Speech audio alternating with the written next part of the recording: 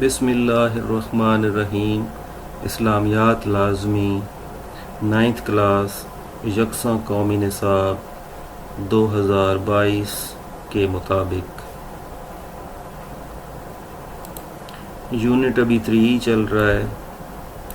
باب صوم، اسوہ رسول، خاتم النبیین اور ہماری عملی زندگی، اس میں آپ پڑھنے والے ہیں حضرت محمد مصطفیٰ صلی اللہ علیہ وسلم کا بچپن اور جوانی، حاصلات تعلم ہیں۔ اس سبق کو پڑھنے کے بعد طلباء اس قابل ہو جائیں گے کہ نبی کریم خاتم النبیین صلی اللہ علیہ وآلہ وسلم کے بچپن اور جوانی کے واقعات و معمولات کو جان سکیں، نبی کریم کا بہن بھائیوں اور دوستوں کے ساتھ حسن سلوک اور خوش طبعی وغیرہ سے آگاہ ہو سکیں۔ جوانی میں نبی کریم کی بے مثل عفت و حیا، شجاعت و بہادری اور حسن معاملات کے واقعات کو جان سکیں۔ نبی کریم خاتم النبیین کے بچپن اور جوانی میں دوسروں کی راحت رسانی اور خدمت خلق کے جذبے کو اپناتے ہوئے معاشرے کی بہتری میں اپنا کردار ادا کر سکے۔ حضرت محمد رسول اللہ خاتم النبیین صلی اللہ علیہ وعلی آلہ وصحبہ وسلم کی ولادت باسعادت 12 ربیع الاول بروز پیر بمطابق 22 اپریل 571 عیسوی کو ہوئی۔ آپ خاتم النبیین صلی اللہ علیہ وسلم کے والد ماجد حضرت عبداللہ آپ خاتم النبیین کی پیدائش سے تقریباً 2 ماہ پہلے انتقال فرما چکے تھے۔ آپ خاتم النبیین کی والدہ ماجدہ حضرت سیدہ آمنہ آپ صلی اللہ علیہ وسلم کی پیدائش کے 6 سال بعد وصال فرما گئیں۔ اس کے بعد آپ صلی اللہ علیہ وسلم کے دادا جان حضرت عبد المطلب نے آپ کی پرورش کی۔ جب آپ کی عمر مبارک 8 سال ہوئی تو وہ بھی اس دنیا سے رخصت ہو گئے۔ دادا کی وفات کے بعد شفیق چچا حضرت ابو طالب نے آپ صلی اللہ علیہ وسلم کی پرورش کی۔ اہل عرب کے رواج کے مطابق دیہات میں پرورش کے لیے آپ کو قبیلہ بنو سعد کی ایک نیک خاتون حضرت حلیمہ سعدیہ رضی اللہ تعالی عنہا اپنے ساتھ لے گئیں۔ 4 سال تک آپ خاتم النبیین وہیں رہے۔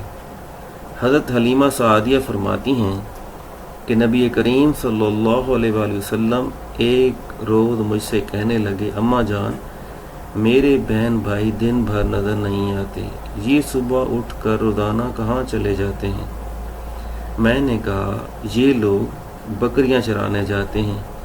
یہ سن کر آپ نے فرمایا، اماں جان، آپ مجھے بھی میرے بہن بھائیوں کے ساتھ جانے کی اجازت دے دیجیے۔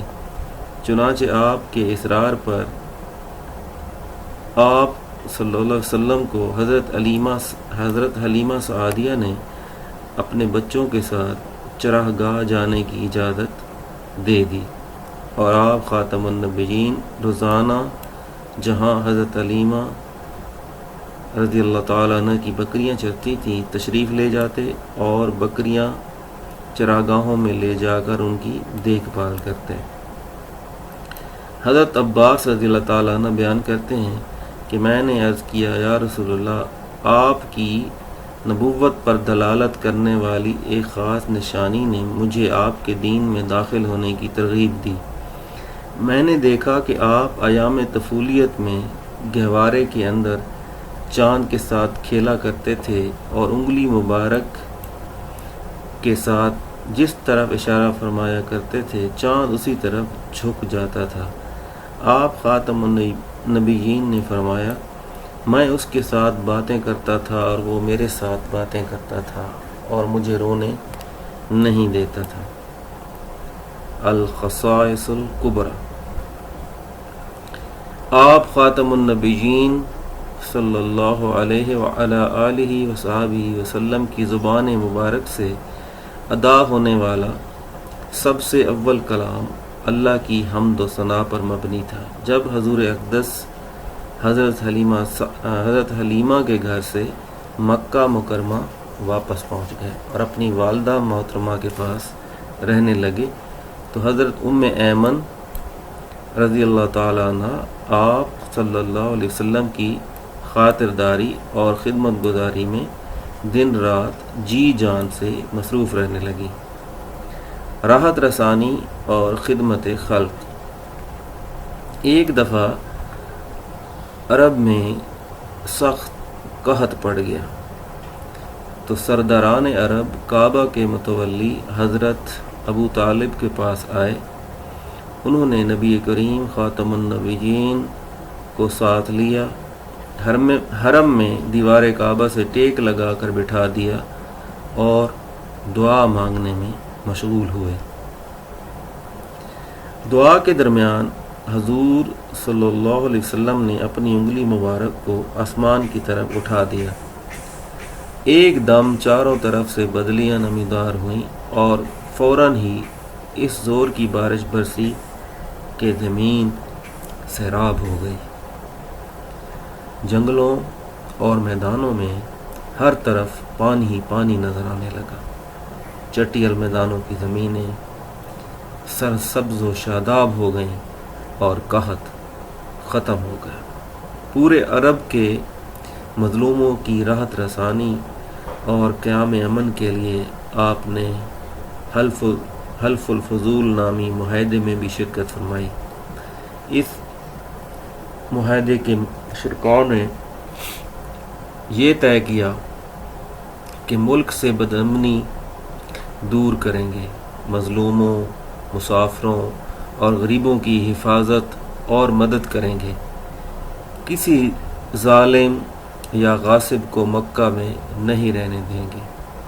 اس معاہدے سے آپ صلی اللہ علیہ وسلم کو اتنی خوشی ہوئی کہ آپ فرمایا کرتے تھے اگر اس معاہدے کے بدلے میں کوئی مجھے سرخ اونٹ بھی دیتا تو مجھے اتنی خوشی نہ ہوتی۔ ایک دفعہ ایک عورت نے آپ صلی اللہ علیہ وسلم کو اپنی مدد کے لیے پکارا تو آپ نے اس کی داد رسی فرمائی۔ عفت و حیا، نبی کریم صلی اللہ علیہ وسلم حیا کے پیکر تھے۔ آپ کی عفت و حیا کے حوالے سے روایت ہے کہ آپ صلی اللہ علیہ وسلم پردہ دار دوشیدہ لڑکی سے بھی زیادہ حیا والے تھے۔ صحیح بخاری حدیث نمبر 3562۔ اس زمانے میں گھروں میں باقاعدہ طہارت خانوں کا رواج نہیں تھا۔ قضائے حاجت کے لیے آپ صلی اللہ علیہ وسلم آبادی سے دور دراز تک نکل جاتے۔ حضرت جابر بن عبداللہ بیان کرتے ہیں کہ آپ صلی اللہ علیہ وسلم آبادی سے بہت دور چلے جاتے، یہاں تک کہ کوئی آپ صلی اللہ علیہ وسلم کو دیکھ نہیں سکتا تھا۔ سنن ابی داؤد۔ بہن بھائیوں اور دوستوں سے حسن سلوک۔ آپ صلی اللہ علیہ وسلم کے سگے بہن بھائی نہیں تھے۔ آپ صلی اللہ علیہ وسلم کی رضاعی بہن حضرت شیمہ نبی کریم صلی اللہ علیہ وسلم کو گود میں کھلایا کرتی تھیں اور پنگوڑے میں لوریاں دیتی تھیں۔ غزوہ حنین میں حضرت شیمہ قیدیوں میں شامل تھیں۔ انہوں نے نبی کریم صلی اللہ علیہ وسلم کو اپنا تعارف کروایا تو آپ نے بڑی عزت افزائی فرمائی، چادر بچھائی، احترام سے بٹھایا اور ارشاد فرمایا مانگو تمہیں دیا جائے گا، قیدیوں کی سفارش کرو انہیں تمہاری وجہ سے امان دی جائے گی۔ پھر ان کی سفارش پر آپ صلی اللہ علیہ وسلم نے تمام قیدیوں کو آزاد کر دیا۔ سیدنا امیر حمزہ رضی اللہ تعالیٰ عنہ آپ صلی اللہ علیہ وسلم کے چچا ہیں۔ سیدنا امیر حمزہ نبی کریم کے رضائی بھائی بھی تھے۔ نبی کریم اس دور رشتے کی وجہ سے حضرت حمزہ کے لیے بہت شفقت اور محبت کے جذبات رکھتے تھے، ہمیشہ حسن سلوک سے پیش آتے تھے۔ غزوہ احد میں ان کی شہادت پر آپ صلی اللہ علیہ وسلم بہت غمگین ہوئے اور بعد ازاں کثرت سے ان کی قبر پر جایا کرتے تھے۔ اعلان نبوت سے پہلے آپ خاتم النبیین صلی اللہ علیہ وسلم کے دوستوں میں حضرت ابوبکر صدیق، حضرت حکیم بن حزام اور حضرت زماد بن سالبہ رضی اللہ تعالی عنہ سر فہرست ہیں۔ یہ تمام احباب نہایت ہی بلند اخلاق اور باوقار لوگ تھے۔ آپ کے اپنے دوستوں سے تجارتی تعلقات بھی تھے۔ حضرت قیس بن صائب مخزومی تجارت میں آپ صلی اللہ علیہ وسلم کے ساتھ شریک رہے۔ وہ خود بیان کرتے ہیں کہ نبی کریم صلی اللہ علیہ وسلم کا معاملہ اپنے تجارتی شرکاء کے ساتھ ہمیشہ نہایت ہی صاف ستھرا رہتا تھا۔ شجاعت و بہادری اور حسن معاملات۔ نبی کریم صلی اللہ علیہ وسلم کی مبارک زندگی شجاعت و بہادری اور حسن معاملہ کا پیکر تھی۔ آپ خاتم النبیین صلی اللہ علیہ وسلم کے اوصاف جمیلہ کے اولین گواہ صحابہ کرام رضی اللہ تعالی عنہم ہیں۔ غزوہ حنین میں جب اسلامی لشکر دشمنوں کے نرغے میں آ گیا تو اس وقت بھی نبی کریم صلی اللہ علیہ وسلم پریشان نہیں ہوئے۔ آپ خاتم النبیین صلی اللہ علیہ وسلم پر گھبراہٹ کے بالکل آثار نہ تھے۔ آپ خاتم النبیین پوری استقامت کے ساتھ دشمن کے مقابلے میں کھڑے یہ فرما رہے تھے، میں نبی برحق ہوں، اس میں کوئی جھوٹ نہیں، میں عبد المطلب جیسے سردار کا بیٹا ہوں۔ حضرت براء بن عازب رضی اللہ تعالیٰ عنہ بیان کرتے ہیں کہ غزوہ حنین کے دن نبی کریم صلی اللہ علیہ وسلم سے زیادہ مضبوط کوئی نہیں دیکھا۔ جامع ترمذی حدیث نمبر 1688۔ نبی کریم خاتم النبیین کی حسن معاملہ کا عالم یہ تھا کہ جب قریش مکہ حجر اسود کی تنصیب کے موقع پر دست و گریباں ہونے کے قریب تھے، تب آپ خاتم النبیین صلی اللہ علیہ وسلم نے حکمت عملی سے اتنے بڑے فتنہ و فساد سے تمام اہل مکہ کو بچا لیا۔ حجر اسود کو ایک چادر میں رکھ کر ہر قبیلے کے معتبر افراد کو چادر پکڑنے کو کہا۔ جب تمام افراد نے چادر پکڑی تو آپ نے حجر اسود کو اٹھا کر اپنی جگہ پر نصب کر دیا۔ مشقی سوالات۔ درست جواب کا انتخاب کریں۔ 1. نبی کریم خاتم النبیین کی تاریخ پیدائش ہے 22 اپریل 571 عیسوی۔ دادا جان حضرت عبد المطلب کے انتقال کے وقت نبی کریم صلی اللہ علیہ وسلم کی عمر مبارک تھی 8 سال۔ درست آپشن۔ نمبر 3. نبی کریم خاتم النبیین کے بچپن میں عرب میں قحط پڑا تو نبی کریم خاتم النبیین نے کیا کیا؟ دعا کے درمیان آسمان کی طرف انگلی اٹھائے۔ یہ آپشن درست ہیں۔ جس معاہدے کو حضور اکرم صلی اللہ علیہ وسلم نے سرخ اونٹوں سے زیادہ محبوب قرار دیا وہ معاہدہ ہے حلف الفضول۔ حضور اکرم صلی اللہ علیہ وسلم کی رضائی بہن کا اسم گرامی ہے حضرت شیمہ۔ مختصر جواب دیں۔ پہلا سوال ہے نبی کریم خاتم النبیین کی پیدائش کب اور کہاں ہوئی؟ حضرت محمد رسول اللہ صلی اللہ علیہ وآلہ وسلم کی ولادت باسعادت 12 ربیع الاول بروز پیر بمطابق 22 اپریل 571 عیسوی کو مکہ میں ہوئے۔ کویشچن نمبر 2، نبی کریم خاتم النبیین کی رضائی والدہ حضرت حلیمہ رضی اللہ تعالی عنہا کے بارے میں آپ کیا جانتے ہیں؟ آپ صلی اللہ علیہ وسلم کی رضائی والدہ قبیلہ بنو سعد کی ایک نیک خاتون جن کا نام حضرت حلیمہ سعدیہ تھا، آپ قبیلہ بنو سعد کی تھیں۔ 4 سال تک حضور پاک صلی اللہ علیہ وسلم آپ کے پاس رہے اور ان کے بچے وغیرہ جو تھے وہ بکریاں چراتے تھے، دیہات میں رہتی تھیں۔ دیہات کی آب و ہوا اچھی ہوتی ہے، دیہات میں بچوں کی پرورش اچھی ہوتی ہے، اس لیے اہل عرب میں دستور تھا کہ بچوں کو دیہات میں بھیج دیا جاتا تھا۔ نمبر 3، حضرت امیر حمزہ کا نبی کریم صلی اللہ علیہ وسلم سے کون سا دوہرا رشتہ تھا؟ سیدنا امیر حمزہ آپ صلی اللہ علیہ وسلم کے چچا ہیں۔ سیدنا امیر حمزہ نبی کریم صلی اللہ علیہ وسلم کے رضائی بھائی بھی ہیں۔ نبی کریم صلی اللہ علیہ وسلم اس دوہرے رشتے کی وجہ سے حضرت امیر حمزہ رضی اللہ تعالیٰ کے لیے بہت شفقت اور محبت کے جذبات رکھتے تھے، ہمیشہ حسن سلوک سے پیش آتے۔ غزوہ احد میں ان کی شہادت پر آپ صلی اللہ علیہ وسلم بہت غمگین ہوئے اور بعد ازاں کثرت سے ان کی قبر پر جایا کرتے تھے۔